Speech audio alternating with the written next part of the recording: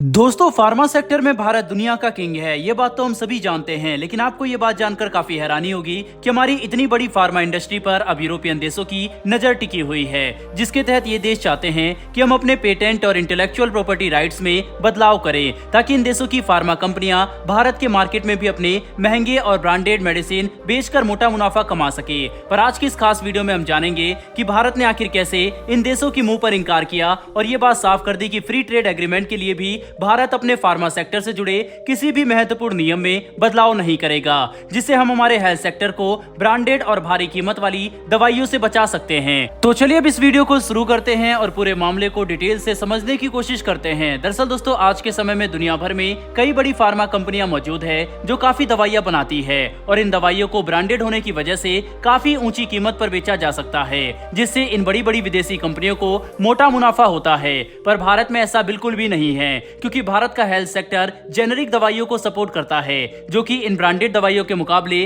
कई गुना ज्यादा सस्ती और उनके बराबर ही कारगर होती है, जो भारत की इतनी बड़ी आबादी के लिए काफी महत्वपूर्ण साबित हुआ, क्योंकि हर कोई महंगी दवाइयों को अफोर्ड नहीं कर सकता।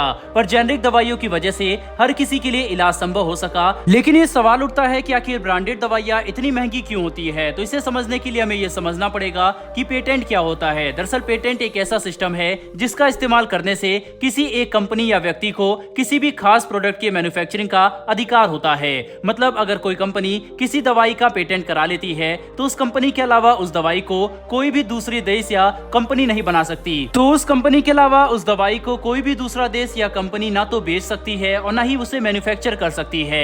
यानी हर छोटी से छोटी चीज के लिए पेटेंट कंपनी की जरूरत पड़ेगी और इनकी इजाजत के बिना उस दवाई के साथ कुछ भी नहीं किया जा सकता, जिसकी वजह से ये कंपनी अपनी मनमानी कीमत पर इन दवाइयों को बेचती है। और ब्रांड का थप्पा होने की वजह से कई लोग इन्हें खरीदना पसंद भी करते हैं, जो इनकी कीमतों को और भी ज्यादा बढ़ा देते हैं। पर समझने वाली बात यह है कि किसी भी प्रोडक्ट का पेटेंट एक लिमिटेड टाइम के लिए ही लिया जा सकता है, जो कि लगभग 20 साल का होता है। मतलब अगर किसी कंपनी के पास एक दवाई का पेटेंट है तो वह उसे रॉयल्टी और अपनी मनमानी कीमतों पर सिर्फ 20 सालों तक ही बेच सकती है। उसके बाद उसे जेनेरिक मान लिया जाएगा और उसके फार्मूला का इस्तेमाल करते हुए कोई भी कंपनी उस दवाई को बनाकर किसी भी मार्केट में बेचने के लिए स्वतंत्र होगी। और इससे बचने के लिए कई बड़ी कंपनियां एक तकनीक का इस्तेमाल करती है, जिसे हम एवरग्रीनिंग का नाम दे सकते हैं। इस रणनीति के तहत मुख्य कंपनी जिसके पास पेटेंट है वह दवाई के फॉर्मूले में काफी माइनर बदलाव करके फिर से पेटेंट के लिए अप्लाई करती है, जिससे वह अपना पेटेंट बचाकर कई दशकों के लिए उससे भारी मुनाफा कमा सके। देखा जाए तो एवरग्रीनिंग फार्मा कंपनियों के लिए एक काफी बड़ा रास्ता है, जिसका इस्तेमाल करके वह भारी मुनाफा कमा सकते हैं। पर इससे जेनेरिक दवाइयों को काफी भारी नुकसान होगा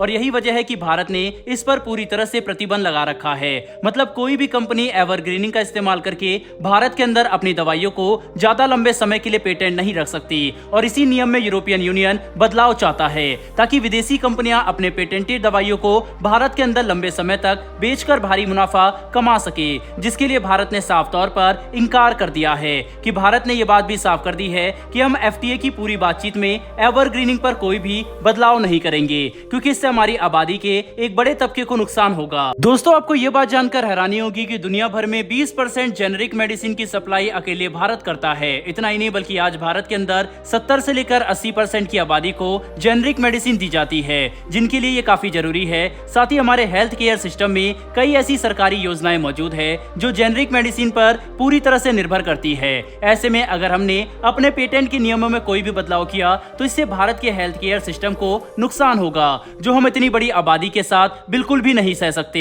इसी वजह से भारत ने यूरोपियन यूनियन को साफ तौर पर इंकार कर दिया है, जो भारत की तरफ से उठाया गया एक काफी बड़ा कदम है, जिसकी सराहना पूरी दुनिया में की जा रही है। वहीं पर यह बात अपने आप में काफी अच्छी है कि भारत के इस फैसले को डॉक्टर्स विदाउट बॉर्डर्स और लेसेंट जैसे बड़े बड़े ऑर्गेनाइजेशन का समर्थन मिला। साथ ही ब्रिटेन की नेशनल हेल्थ केयर अथॉरिटी भी भारत का समर्थन कर रही है, क्योंकि उनके इस फैसले से उन्हें भी काफी नुकसान होगा। बता दें कि ब्रिटिश हेल्थ केयर सिस्टम में भी 25% दवाइयां भारत द्वारा सप्लाई की गई जेनेरिक मेडिसिन होती है। ऐसे में अगर भारत अपने नियमों में बदलाव करता है तो इससे ब्रिटेन की जनता को भी नुकसान हो सकता है। कुल मिलाकर समझने की कोशिश करें तो भारत अपने हेल्थ केयर सिस्टम के साथ कोई भी खिलवाड़ नहीं करना चाहता, जिसके लिए हम यूरोपियन यूनियन को सीधे अपना पक्ष रख चुके हैं। दोस्तों, भारत के इस फैसले पर आपकी क्या राय है, कमेंट बॉक्स में लिखकर जरूर बताइएगा। साथ ही हमारी आने वाली डेली डिफेंस और वर्ल्ड अफेयर्स से जुड़ी इस तरह की वीडियो के लिए चैनल को सब्सक्राइब कर बेल नोटिफिकेशन को जरूर दबा लें। फिर मिलेंगे ऐसी एक नई वीडियो के साथ धन्यवाद। जय हिंद।